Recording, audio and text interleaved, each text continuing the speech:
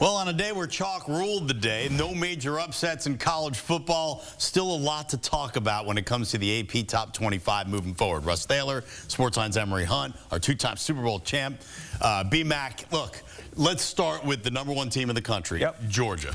They look like the #1 team in the country to you? I mean, they beat Kentucky on the road, but come on. Is that the #1 team in the land? Well, if we're going by words, Russ and B-Mac, you know, the action verb in that sentence, they won. They beat. You know, so yes, by proxy, I guess they are #1, but by the eye test, which is important, they are not the #1 team in my opinion. But again, you are the champ until you get beaten. And to me, this is something that people probably have been watching Georgia throughout the season and wondering, you know, is this the type of team that we can trust to move on, to be #1? Usually your #1 team looks like a #1 team, but you will get tested. And it does seem like they always get tested by the same team. So maybe this is par for the course for Georgia. Yeah, I still think they're one of the best teams in college football. Absolutely. But they didn't have the best night tonight. That wasn't the question. Yeah. Are they the #1 team in college football to you? They're not my #1 team for this upcoming week. You know, when it comes to the rankings, college football is different than the NFL, right? Style points matter. Right. Style points matter. You can win, but it can still feel like a lose when it comes to the polls because you might not be in the same position that you were in before that ball game kicked off. So for me, Georgia won. They struggled against a team they shouldn't have struggled against. I understand it's SEC play. It was on the road, primetime stage, but you were the superior team on the football field, and you didn't look like it until the last 2 or 3 drives of that ball game that led to you winning. So for me, if I can give you my top 12, right, I wouldn't have Georgia #1. We'll get to that, but not yet. Yeah, especially if you're supposed to be #1 and you got what everybody says a clear-cut #1 NFL draft quarterback, and you in a struggle with a guy that you really couldn't beat out both of you guys couldn't beat out Stetson Bennett. I need you to play better. I need you to play like QB1 in the NFL draft. I need to see something that shows me that you are the guy. But to B-Mac's point, I don't know if we've seen that from Georgia. Biggest reversal of fortune this weekend in college football, probably seen on CBS. And you can go one of 2 ways with that. Either Colorado bouncing back from their loss at Nebraska, or how about Notre Dame? They lose at home badly. Then they win 62-0 on the road at Purdue. I mean, Fighting Irish fans get excited about that? How should we feel about that? I mean, you always like to win. Sure. You like to win. But everyone talked up Purdue and how they beat Indiana State. Shout out to the Sycamores. But when you talk about Notre Dame coming off their loss to Northern Illinois, we saw them lose that game, and then we saw them beat Texas A&M. But yet they won against A&M. But even in that win, because Connor Wegman didn't play really well, played atrocious, it kind of took the smoke off Notre Dame and how bad they played. They ran the ball well, but I think Notre Dame, they either should drop after this, or we don't talk about them at all. Yeah, I think the fans for Notre Dame should be excited because Riley Leonard looked like the Riley Leonard that we've watched when he was at his previous stop with Duke. He was more involved in the running game. I think he had over 100 yards rushing. I think he actually led the team in rushing. When you look at what they were able to do running the football, he still has yet to throw a passing touchdown, which is kind of alarming, you know, being at this moment in the season. But the offense came alive, and it was because he was a +1 in the running game. But to your point, yeah, they took care of business against Purdue. And I stated a few nights ago, we really don't know how good Purdue is because they only played one game. It was against Indiana State, but Indiana State is not a competitive-like outing for Purdue. They took care of their business. Today, they laid down. You got a team that was highly motivated in Notre Dame because of what happened last week to Northern Illinois, and they came out and they were firing on all cylinders for 4 quarters. But to your point, Emory, I agree with Emory.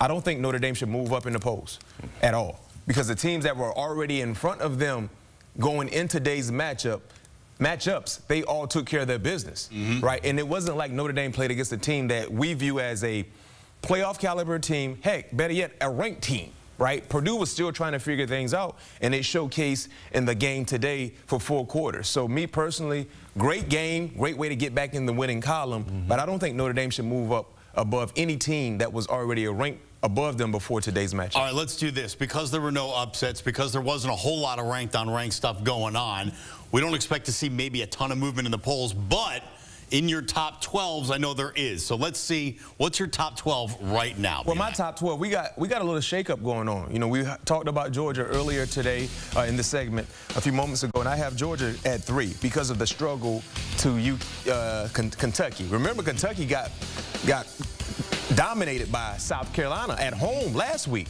right? So they couldn't protect their quarterback, couldn't run the football, and they were able to find success against Georgia. So because of that, I have them 3. I have Texas at 1. You look at what they did last week, again, tonight, losing your quarterback, you still put up outstanding numbers, and I'm loving what I'm seeing from their defense. I have Ohio State didn't do anything, but because of the struggles by Georgia tonight, it benefits Ohio State. And then when you look at the rest of my top 12, as we see when it comes to the 12 teams playoff seeding, you know, that's how the rest of my top 12 shakes out. B-Mac, listen, don't try to gloss over number 5. Explain Ole Miss at 5 for me right quick. Ole Miss, they have benefited from a very, very favorable schedule. I'll help you out. Furman, Middle Tennessee State, Wake Forest, and next week they got Georgia Southern. But they have beaten those teams like they're supposed to beat them. And they have a pro prospect at the quarterback position. They have quite a few prospects that will play on Sunday on the offensive side when it comes to wide receivers. And their defense seems to be much more improved when it comes to the physical nature. So when you talk about Ole Miss, that's a team, they have a video game-like offense. And they're doing things a little differently than what we've seen in years past, which makes me believe they can be a tougher out for any elite-like team because of their ability to be more stout in the trenches on either side of the football field. So that's why I have them in my top 5. And then when you look at Tennessee, Tennessee continues to put up basketball scores against teams that they're supposed to dominate, but they just put up basketball scores, and I can tell you this much: Tennessee's looking for style points because they know those style points matter. So I have Mississippi at 5. I had Tennessee at 6. And like I said, the rest of my top 12, it shakes out to be legit based on how I see it. What's your 12 look like? Well, my 12 looks right because B-Mac, you saw what he did, right? Because he listed all the things that the Ole Miss, oh yeah, they beat this team. You asked the question, I answered it. But you're like, oh, they got their helmets fit nice, they got good color uniform. None of that matters, man, but this is the right top 12. You got Texas, Ohio State, Bama, Georgia. You can't really argue with the top 4 teams. Penn State, Pennsylvania State University, number 5, I had Miami. And you had Miami 8. I had them 8 in week 1. You laughed at me, and now I got them 6 because they moving up in my rank. Who did they beat? Everybody. Say undefeated. Ball State, Bethune-Cookman. Who else? FAMU good. And so Ole Miss. You got Ole Miss, Oregon, Oklahoma State, and USC. Always can play. Yeah, exactly. Like FAMU, nice. Russ, like, what is Emory doing? Well, look at the. Wait, you don't even have Tennessee in your top 12? Listen. No volunteers? Tennessee and Ole Miss sharing the same schedule. We just watched them, dude, try to get a running clock. Wait a minute. Whoa. We try to get them a running clock on Kent State. You're not about to jump on my list and come out here with this foolishness like you got the list of God right now. What? Okay, you have Oklahoma State, so basically the difference between my list and Emory list, he has Oklahoma State in his top 12. I have Tennessee in my top 12. All right, viewers, listen to my points and watch me just murder Emory right now with his top 12. I want to hear this. How dare you, Emory Hunt? Even though I'm looking at the camera, he's to my right, to your left, but I got to talk to the viewers right now. How dare you have Tennessee outside your top 12 when you stated they haven't beaten anybody? That's what you said? Chattanooga, Kent State. You saw Kent State helmets tonight? Whoa, they had Kent State written in cursive on the helmet. He's a former running back, so he's been dealing with a lot of tackles throughout his entire life, so sometimes he might be lapsed when it comes to memory. Are you forgetting the 50 burger they put on NC State, who was ranked at that time 24th in the country at a neutral site, 51-10? They haven't played anybody. When you play against a ranked team, the last time I checked, all the experts believe that's a ranked matchup, that's a competitive matchup. Right or wrong, Russ? Yeah, you're right on that. So if you were to put a 50-plus points on a top 25 team at a neutral site, is that not an impressive win, Russ?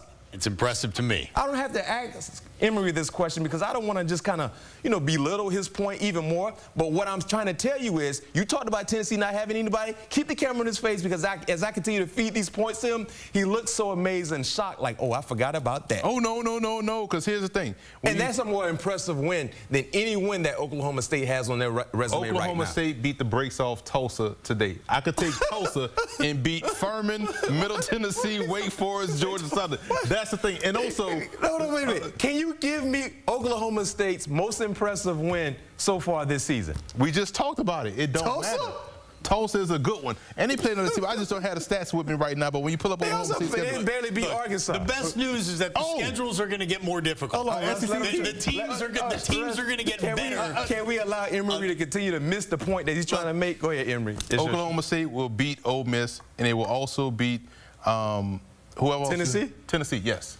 They play defense. We got that on camera. I just wanted we to got that on camera from Emory. What's the signature win for Oklahoma State? It ain't It's kind of hard this time of year, to be fair. He said it's kind of hard Tulsa. this time of year to have a signature win He said if you Tulsa. haven't played a big What's time the best win, Russ? Arkansas. We just saw Arkansas beat a very tough UAB team. All of them are better than Furman. You know what the best thing is? We get to do this every week at the end of the night in college football. Then the SEC. And then other people will pick the 12s and they'll have a playoff at the end of the year. We'll argue about that too. Let us know who's right and who's wrong. That's right. Tennessee Volunteer fans, get them. Yeah, that's right. Put it down in the comments there. Let's go Penn State. And Emory, we're going to have to cut this off right here and right now. Yeah, but it's your been fun. show, Russ. We Thank just you. here. Right on.